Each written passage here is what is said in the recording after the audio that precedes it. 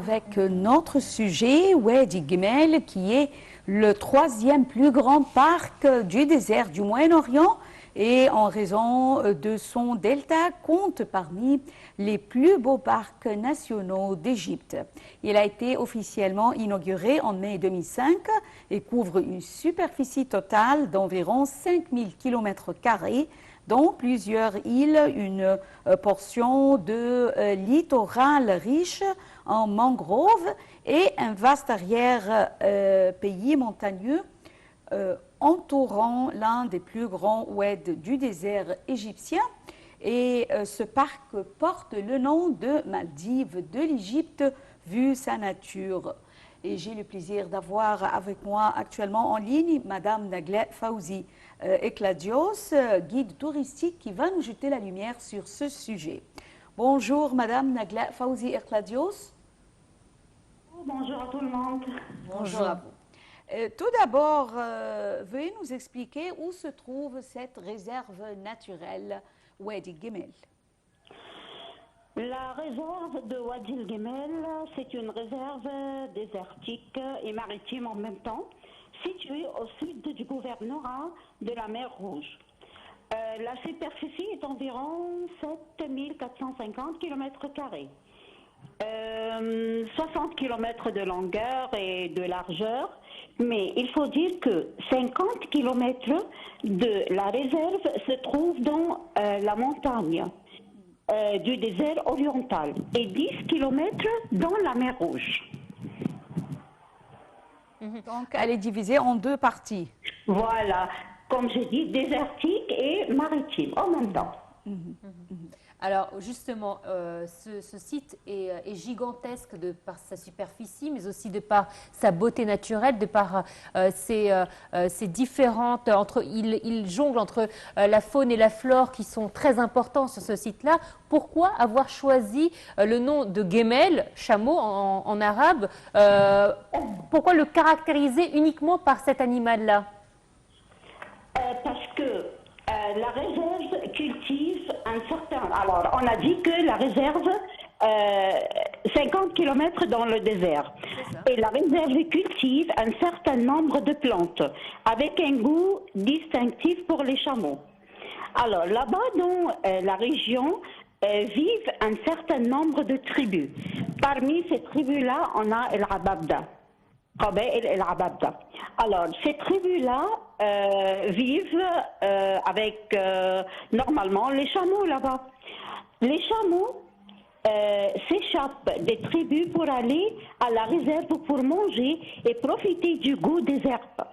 Alors, s'il y a des chameaux qui manquent dans les tribus ou de chez eux, alors les gens du tribu directement vont à la réserve pour les chercher et ils les trouvent là-bas. Alors, d'où la nomination de la réserve de El Gamal ou de Wadi El Gamal. La vallée encore a un nom très sympa. Alors, le nom, c'est le pays des chameaux perdus. Parce que s'il y a des chameaux perdus dans les tribus, ils les cherchent directement dans la réserve. D'où la nomination. Voilà. La zone de Wadi Gimel est caractérisée par le fait qu'elle possède, on peut dire, de multiples éléments environnementaux. Alors, veuillez nous parler de ces différents éléments, de ces composantes, on peut dire. Alors, c'est une des réserves, il faut dire, avant que l'Égypte est un pays très riche. Il y a la côté méditerranéenne, la côté de la mer Rouge, la péninsule de Sinaï. Alors, c'est très riche. Notre réserve naturelle est caractérisée par deux éléments. Comme j'ai dit, c'est une grande partie, 50 km dans le désert et maritime. Alors, elle est composée de beaucoup des éléments qui rendent cette réserve normalement très importante. Parmi ces éléments-là, on a le bassin de Wadi El Gamal. C'est l'une des vallées la plus vaste et la plus riche du désert oriental en organismes vivants. Il y a tellement là-bas d'organismes vivants qui vivent dans ce bassin-là. Et la montagne de Hamata. C'est la plus haute montagne du désert oriental. et abrite une grande diversité biologique. La forêt de mangrove encore s'étend le long de certaines parties des côtés de la région. Et en plus, on a les récifs coralliens dans la mer qui se trouvent tout le long du rivage, où se trouvent sous forme des îles submergées au bord de la mer. Et ils conservent toujours leur nature vierge. On a encore l'algue, qui a une grande importance particulière pour certains organismes rares et aussi pour élever le poisson. Voilà. Les plages de sable. Là-bas, il y a quelque chose de très intéressant, c'est les tortues marines qui se trouvent surtout dans les plages de sable. Alors, c'est presque tous les éléments qui constituent notre réserve de Wadi El Gamal. Alors, vous avez parlé de la population en citant notamment la tribu de la Hababda. J'ai eu la chance de les rencontrer, mais un petit peu plus au sud, vers le lac Nasser. Hormis leur café qui est vraiment unique, quelles sont les caractéristiques de cette tribu? On sait qu'ils sont nomades puisque je les ai rencontrés plus au sud. Quelles sont leurs autres caractéristiques? Là-bas, ils vivent une vie, on peut dire, je ne peux pas dire primitive, mais une vie, on peut dire vierge. Alors, la plupart des tribus là-bas sont des bédouins. Comme on a dit, ils vivent sur la vie naturelle. Il n'y a pas... si on peut parler un peu de leurs médicaments, alors c'est basé sur les herbes et les différentes plantes de la terre. Alors ils n'ont pas de médicaments comme chez nous. Même alors c'est, on peut dire, c'est naturel. Une médecine naturelle. Les médicaments, tout est naturel, dépend de la terre. Ils vivent encore actuellement à cause de l'écotourisme qui a eu lieu là-bas. Alors, beaucoup de gens ont trouvé des emplois et ils travaillent au tourisme pour faire voir les touristes les réserves naturelles, pour expliquer là-bas. Alors, il y a beaucoup de gens des tribus maintenant qui travaillent au tourisme grâce à l'écotourisme.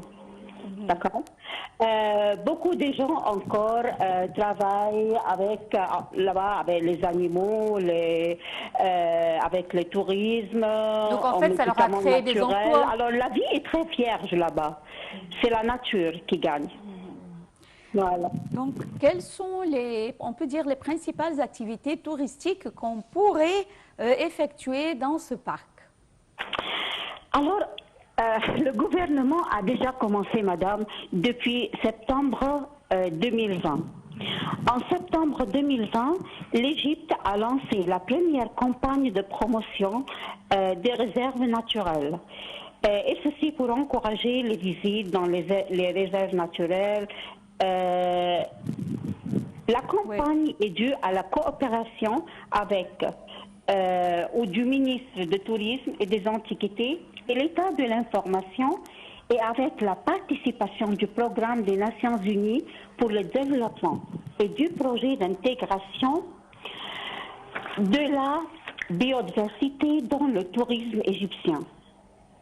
Et c'était financé, la campagne a été financée par le Fonds de l'environnement mondial. Alors, on a beaucoup de conséquences qui ont dû à cette campagne qui a été lancée depuis à peu près 3 ans. Un site internet a été créé pour faire voir tous les touristes ou le monde entier les réserves naturelles qui se trouvent en Égypte. Parce que normalement en Égypte, il y a actuellement 31 réserves naturelles, désertiques, maritimes, des parcs même. Alors, ce site permet à tout le monde de voir et de venir visiter simplement toutes ces places-là ou les réserves naturelles. En plus, les habitants là-bas, comme on a parlé, ont eu plus de chances d'emploi. Alors, ils ont trouvé du travail. Alors, c'est très important pour le tourisme. La campagne a commencé dès 3 ans et continue jusqu'à maintenant. On peut dire que il y a 800 000 visiteurs qui ont visité les réserves naturelles Et justement, quel genre de Actuellement, touristes? je pense qu'actuellement, maintenant, c'est 1 million, madame. Et j'espère que l'année prochaine sera doublée ou triplée. On l'espère, mais justement, quels sont les genres de touristes qui se rendent là-bas? Qui sont les plus grands visiteurs de ce parc-là? Point de vue nationalité, vous voulez dire? Oui, bah, parmi les nationalités, est-ce que ce sont des touristes principalement étrangers? Est-ce que des touristes égyptiens? Il y a des Égyptiens sans doute qui font ça, mais en plus c'est les Européens.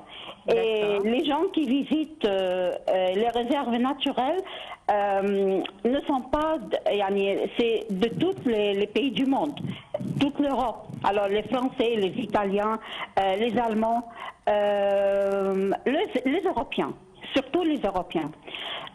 Parce que je pense que les Européens aiment plonger, aiment la nature. Chez eux, alors il y a manque du soleil et l'atmosphère que représentent ces réserves naturelles. Alors ils viennent ici pour profiter surtout de nos réserves naturelles. Oui, vous avez mentionné à plusieurs reprises les réserves naturelles. Alors, quels sont les autres parcs naturels? Quels sont les autres? Il y a beaucoup de types, madame. Alors, comme j'ai dit, il existe 31 réserves en Égypte. Afin d'assurer la protection des ressources naturelles et l'équilibre, et de maintenir encore l'équilibre environnemental.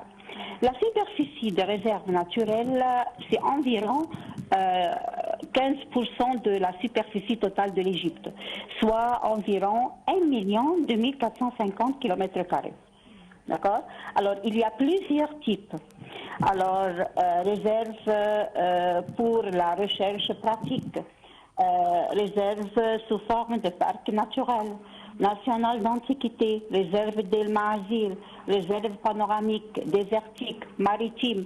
Et on a plusieurs, alors si vous voulez des exemples, on a la réserve de Abu Galoum, Wadi Rayem, Qaroun, Sahara El Bida, Ras Mohammed, Sainte-Catherine, Gabal Alba, Naba, Wadi El Gamal, qui représente le sujet de notre programme aujourd'hui. Alors c'est vrai que nous avons la chance d'avoir toute cette richesse naturelle avec ces parcs nationaux. Et il faut dire que vous l'avez très bien dit, ceux qui vont généralement dans ces parcs-là sont des touristes qui sont intéressés par la nature, par la plongée. Et effectivement, comment faire pour justement attirer beaucoup plus de monde vers ces parcs nationaux? On a besoin du temps. Alors, ils ont commencé, comme je dis, en 2020, ils ont déjà commencé à préparer, ils ont créé un site internet, mais on a besoin encore, madame, de faire des moyens de transport pour arriver aux réserves naturelles. On a besoin que les agences touristiques préparent des visites pour ces réserves-là. Parce que la plupart des visites et des programmes dans toutes les agences égyptiennes, alors est basé sur l'histoire. Alors les pyramides, Luxor, Aswan, les temples, et tout ça c'est très bien, sans doute. Alors c'est ce qui caractérise l'Égypte. Mais il faut mettre encore, alors moi je vois que il faut mettre des programmes pour les réserves naturelles. Et je pense qu'il y aura des gens qui vont faire ça. Même s'il n'y aura pas des gens maintenant, avec le temps, ça va passer, ils vont venir. Ils vont voir, ils vont jeter un coup d'œil sur le programme, ils vont voir par exemple le Sahara El Bida, ils vont demander de visiter. D'accord? Ils vont acheter ce programme-là. Comme ils achètent par exemple le programme de Gizeh, les pyramides de Saqqara, alors ils vont profiter encore de Sahara El Bida, de Naba, de la mer Rouge, des réserves qui se trouvent en Sinaï, de Sainte-Catherine, etc. Alors il faut additionner ou il faut mettre des programmes. Oui, Madame Nagla Fawzi Kladios, guide touristique, nous tenons à vous remercier infiniment pour ces explications. Merci, merci Noha. Et mesdames et messieurs, nous arrivons à la fin de cette édition de notre programme quotidien Bonjour l'Égypte. Merci et au revoir.